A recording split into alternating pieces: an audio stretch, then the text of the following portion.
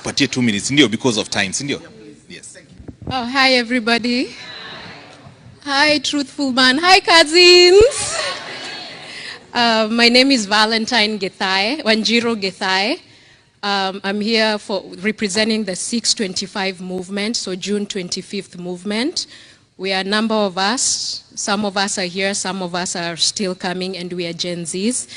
And Mheshimiwa, we are here to tell you the truth. And if we don't tell you the truth as Gen Zs, we are doomed to fail and Kasongo will be back in power. And that is the truth. We have many questions, but because of time, I won't address the questions. I'll just stick to the point. You need, Mheshimiwa, to start positioning yourself as a national leader, not as a tribal leader. And I know many people won't like what I'm saying, but it's the truth. The first mistake that has been done in this event is speaking Kikuyu. And me, I'm from Madeira, Karandi. You may take so not everyone knows Kikuyu, but I know a little bit. And unless that is addressed, then all this will be for nothing. Because the moment we position ourselves as Kikuyu, another tribe also positions themselves as a certain tribe. And before we know it, we are back to the same problem.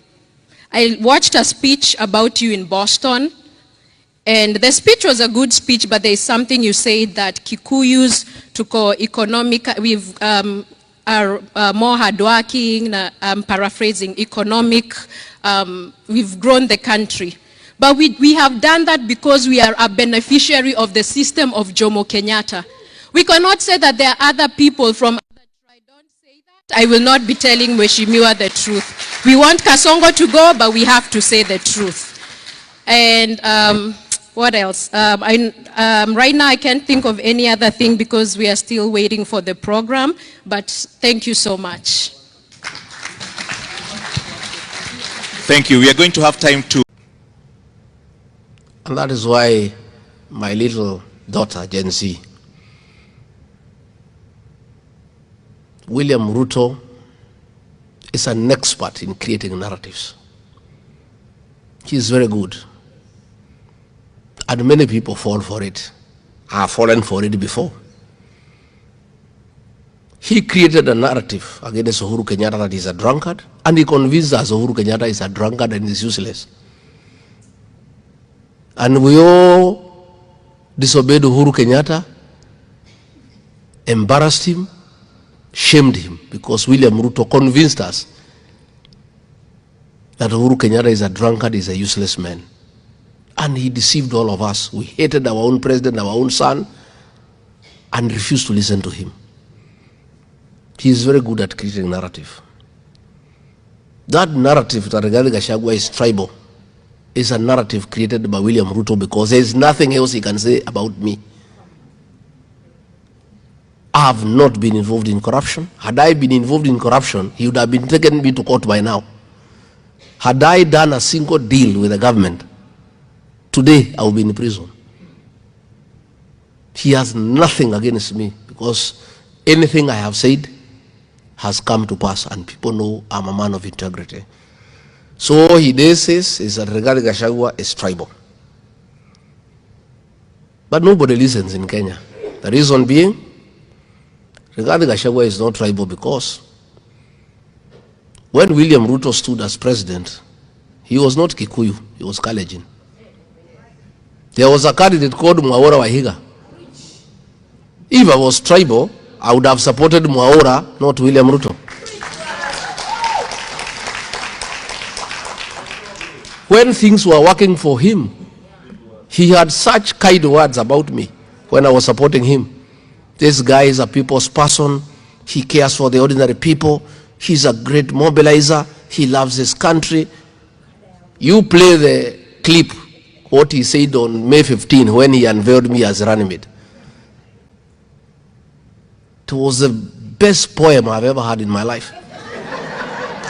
He had such lovely and kind words about me. But now that I disagreed with him to tell him you cannot kill children, you cannot steal the country's wealth, then he says regarding Gachagua is a tribalist. My daughter, Please, don't fall into that narrative. When you are here, you talk about Kenyans, you don't talk about America. Every group of people have some identity. Never allow anybody to make you feel embarrassed about who you are and where you come from. That narrative by William Ruto is meant to intimidate the Kikuyu nation and to make us feel sorry about who we are and challenge our capacity to work hard. And that is why when I get an opportunity, I must remind the country that the Mount Kenya people have not been given any advantage by anybody. They are wealthy, they are enterprising because they work hard. They are industrious, and they must be allowed to be.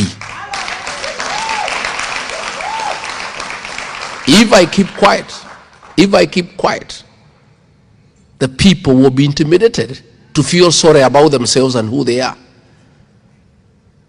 Nobody has given the people of Mount Kenya any advantage. If you want a loan, you must pay security. If you want a business, you must pay licenses. The people are simply hardworking. By me saying they are hardworking, I never said anybody else is lazy. No. I don't believe in negative ethnicity, but I believe in affirming my people and who they are, and I defend them from intimidation.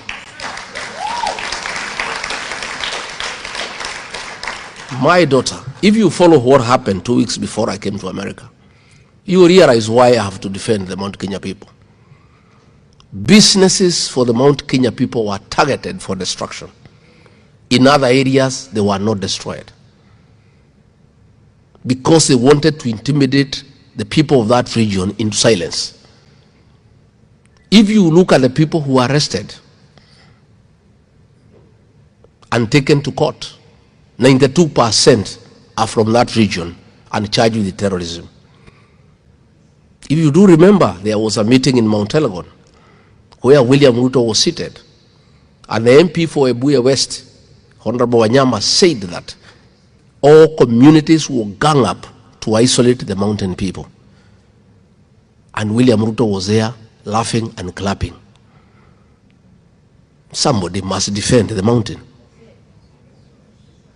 If all of us get intimidated and allow the people to be intimidated and to be made to feel sorry as to who they are, what happens? And I say, I don't have to be president. I don't have to be anybody in Kenya. And if I will be nobody, because I stand with people, let it be.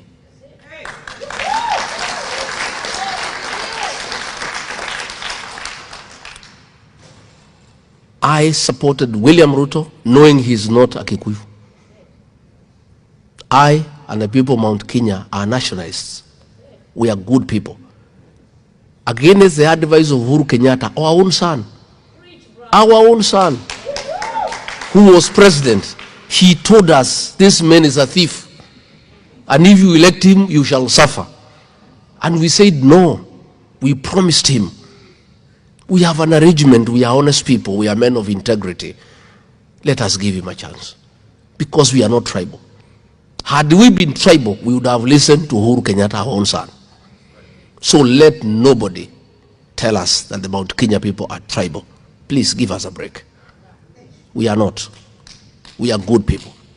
And that is why you find today all other communities are happy to work with us.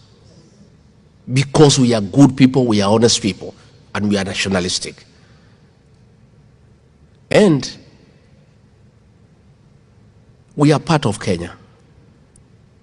But that does not change our identity and the language that we speak together. Just the way we respect other communities and their right to speak their own language, we too must be respected and be allowed to speak our own language. all that noise you had in Kenya when I arrived in Seattle was because of the Gemi Festival. People who don't like us were unhappy that the people are so many looking happy and singing their songs. That's all. They would like us to be divided so that they can rule us forever. And I am aware and I'm very conscious that our unity is our strength. And our relevance in the national political discourse is informed by being united and casting our vote in one ballot box. So I want to assure you, my daughter, we are good people and we are national. And I work with everybody. And I have traveled. I was in Ukambani. I was received like a king. I was in Mombasa, Kilifi, Malindi. I had a good engagement with the people. I was in Narok. I was in Kajiado. I work well with the Ma. I was in Bungoma. I was in Kakamega. I was in Vihiga. I was appreciated by those people. The people of Kisii are waiting for me because they know I'm a Kenyan leader. I am a nationalist. But much as I'm a Kenyan, I'm a nationalist. I come from somewhere. And I retain my right to talk for those people if I find somebody who wants to throw them under the bus. And that is something that we must do all the time. Why do we say one term? And that's why I need your help, because you are part of Kenya.